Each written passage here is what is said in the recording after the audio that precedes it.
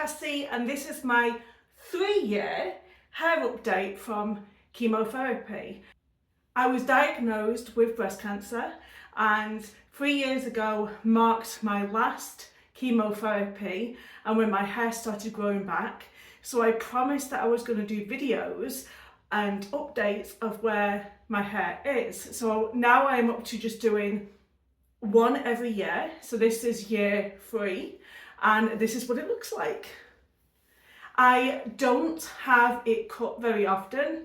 I'm now only having it cut 2 times a year because I'm trying to let it grow to more or less the length that it actually was.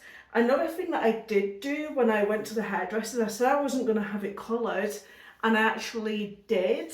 She ran some blonde highlights, lowlights, whatever you want to call it, in my hair and I think it looks fabulous. Especially when I make it curly, because I can still make my hair go curly. And I'm going to turn around and hopefully I can get the back properly. There you go, this is from the back.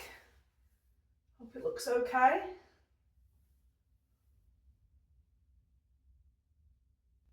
So there you have it. 3-year update.